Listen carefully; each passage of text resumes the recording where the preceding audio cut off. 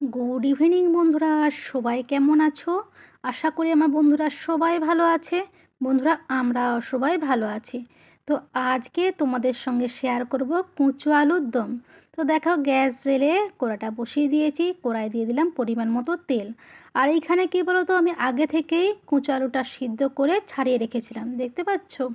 এই কুঁচো আলুর দম খেতে আমার ভীষণ ভালো লাগে, জানো তো। তোমরাও বানিয়ে খাবে, আশা করি তোমাদেরও ভালো লাগবে। তো এই কুঁচালু বানানোর জন্য দেখো কয়েকটা মশলা নিয়েছি। দেখো, হলুদ গুঁড়ো, লঙ্কার গুঁড়ো, জিরে গুঁড়ো, ধনে গুঁড়ো, আর কি বলো তো, তেজপাতা, শুকনো লঙ্কা, আর পরিমাণ মতো নুন। আর নিয়েছি টমেটো কুচি। এটাই কি বলো তো, একটু বেশি পরিমাণ টমেটো দিলে ভালো লাগে আর কি। তো যাই হোক, চলো কুচালু তরকারিটা শুরু করি। তেলটা দেখছি যথারীতি গরম হয়ে গেছে। তো তেলের মধ্যে দিলাম পরিমাণ মতো একটু নুন, আর দেবো অল্প করে হলুদ। তো যাই হোক, যতটা পরিমাণ ভেবেছিলাম তেলটা গরম হয়েছে, ততটা পরিমাণ কিন্তু গরম হয়নি, হলুদেই তা প্রমাণ। তা দেখো, তেজপাতাটা দিয়ে দিলাম, আর দিয়ে দেবো গোটা লঙ্কাটা। একটু নাড়াচাড়া করব, দিয়ে কি বলো তো, দিয়ে দেবো গোটা আলু, মানে এই কুচো আলুগুলো, বুঝেছো। হালকা করে একটু ভাজবো। তা আজকে আমার বাবাকে দুপুরবেলা বলছিলাম যে কুচো আলুর দম করবো, বুঝেছো। তো বাবা বলছে আদা, পেঁয়াজ, রসুন, টমেটো দিয়ে করবি, একদম দেখবি মাংসর মতন লাগবে, মানে মাংসকে তুই ফেরিয়ে খাবি। যদি তোর না ভালো লাগে তাহলে এক কাজ করিস, আমার জন্য নিয়ে চলে আসিস। তা বাবার কথাটা আজকে রাখতে পারলাম না, আদা পেঁয়াজ রসুন দিয়ে করছি না, আজকে সম্পূর্ণই করছি নিরামিষিটা। তবে হ্যাঁ, আশা করছি খুব খুব খুব ভালো হবে। তো দেখো, এইবারে কি বলো তো, টমেটোগুলো দিয়ে দেবো। টমেটোগুলো একটু নাড়াচাড়া করব, এতে ঠিক একদম কি বলতো একটু মজে যাবে। তা আগেই নুনটা দেওয়া আছে, আলুটাও হালকা হালকা ভাজা হয়ে গেছে। টমেটোটা একটু মজে গেলে নাড়াচাড়া করতে করতে তারপরে সমস্ত মশলাগুলো কিন্তু এর মধ্যে দিয়ে দেবো। আমাদের বাড়িতে কী বলতো, সবাই কুঁচো আলুর দম খেতে ভীষণ ভালোবাসে।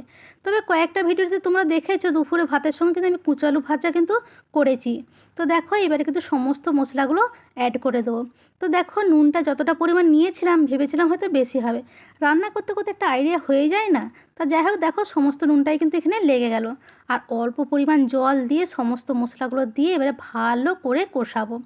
তবে কিন্তু মৃদু আঁচে, বুঝেছো তো, একদম আঁচটা কমিয়ে দিয়ে করতে হবে।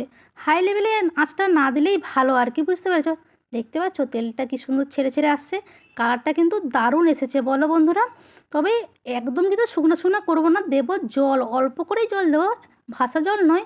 তা দেখো, একটু জল দিয়ে নাড়াচাড়া করে কিন্তু এইটাও একটু মানে ঢাকা দিয়ে দেবো। ঢাকা দিলে কী বলো তো, একটু যেন স্বাদটা আর একটু বেশি ভালো হয় আর কি। আলুটা তো সেদ্ধ করেই আছে, তো মনে হচ্ছে হয়ে গেছে। এবারে চলো ঢাকাটা খুলি।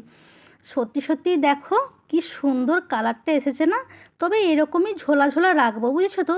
আর এটা ঠান্ডা হয়ে গেলে একবারে কিন্তু যে বসে যাবে সেরকম নয়, তবে খুব যে ঝোলা থাকবে তাও নয়। তবে এরকমটাই খেতে একটু ভালো আর কি। দেখো কি সুন্দর গাঢ় গাঢ় হয়ে গেছে না, আর কালারটাও খুব সুন্দর এসেছে, তাই না?